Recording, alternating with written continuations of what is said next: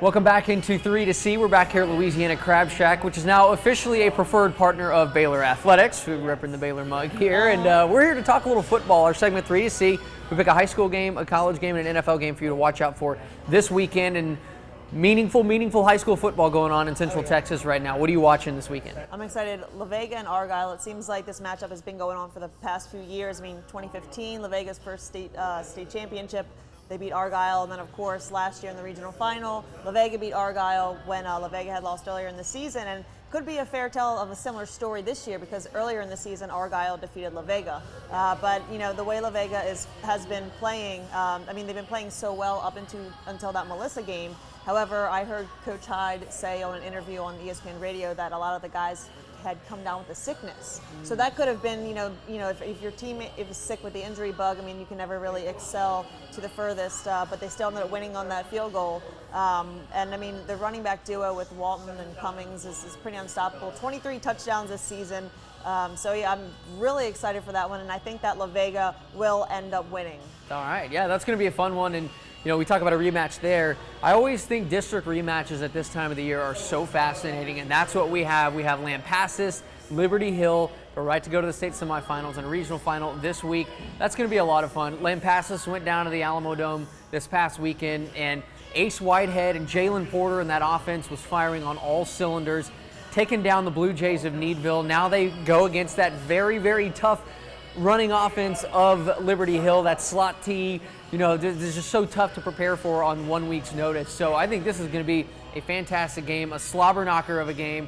But right now, Lampasas, the Badgers offense is rolling. So who am I to pick against them at this point? So I'm going to go with the Badgers in this one. So rematches at the high school level this weekend. Seems fitting, a rematch at the college level. And I know we're both thinking, Baylor and Oklahoma is the game to watch. So absolutely. What are you watching for in this game?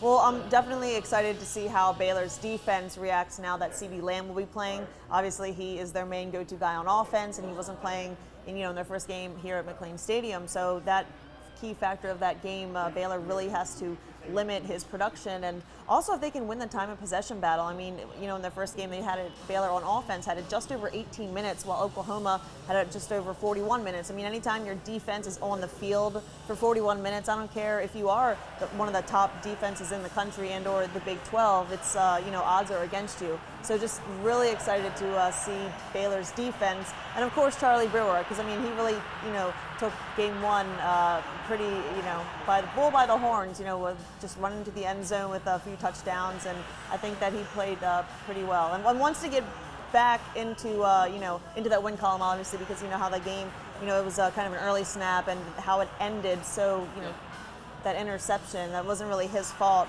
but it's going to be an exciting game. I'm going with Baylor on this one. I know that it's I guess nationally, a lot of the analysts are saying that Oklahoma does have the edge, but I really think the Bears are going to come out. They're going to show something different on both sides of the ball.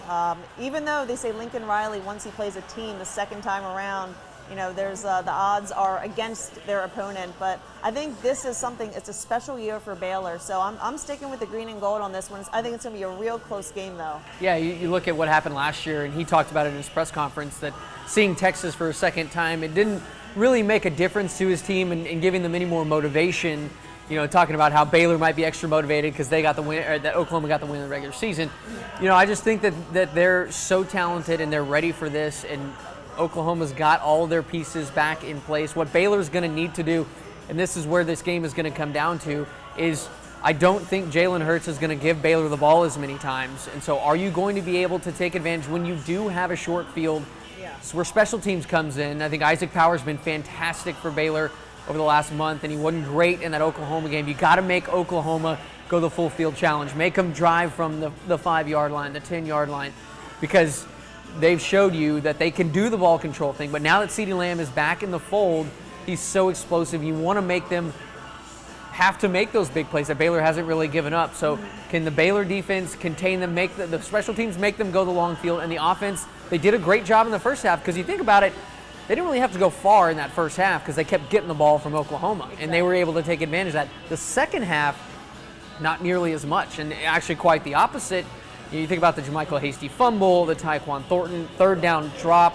Those are the plays that you have got to make in this game, especially against Oklahoma. So I think this one's going to be a great football game. I do think that, like you mentioned, Lincoln Riley, second time around, it's going to be tough to stop with CeeDee Lamb. I think Baylor does make this a good game, but I got to go. I picked Oklahoma last time. I think with CeeDee Lamb back, I just think that they're too good.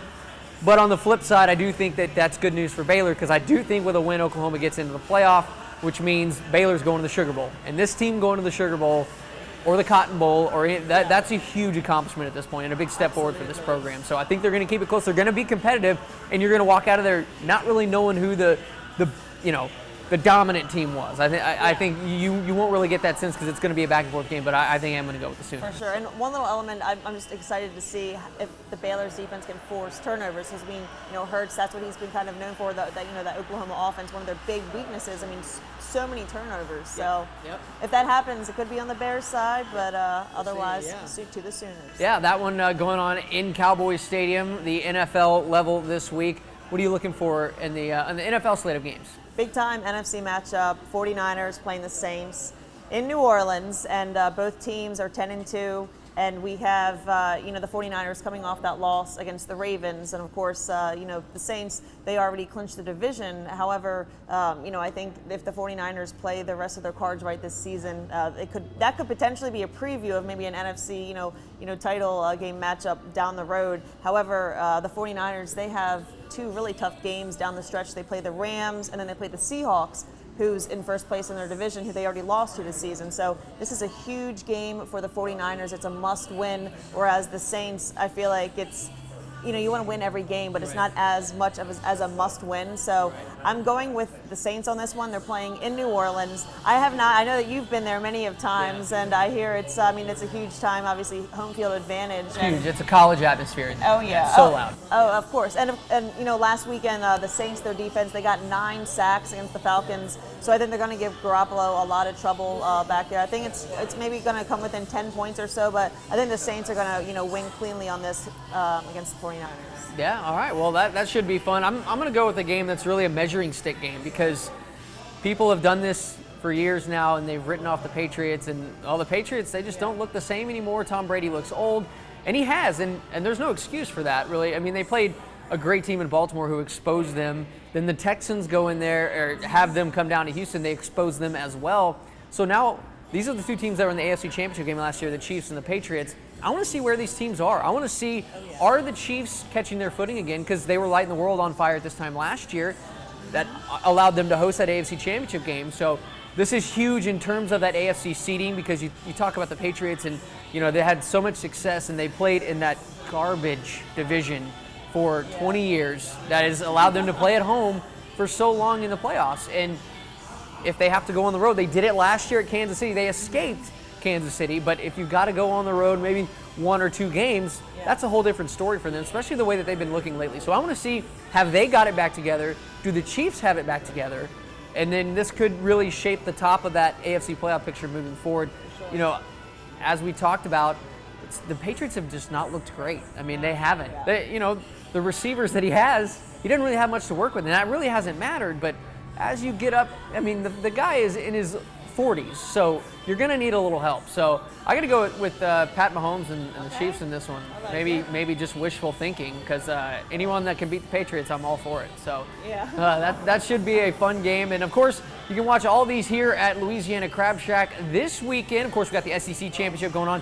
That also has implications on what's going on with Baylor, Utah, and Oregon. They play Friday night, the grand opening here at Louisiana Crab Shack. So come check it out here this weekend. Great football games, great food, and now a preferred partner of Baylor Athletics. So certainly a great weekend to come down and watch some football, and we're looking forward to it. We'll be all over Central Texas and North Texas over the next weekend, and then we'll be here to talk about it next week. Until then, though, she's Mandy, I'm Matt. This has been Free to See.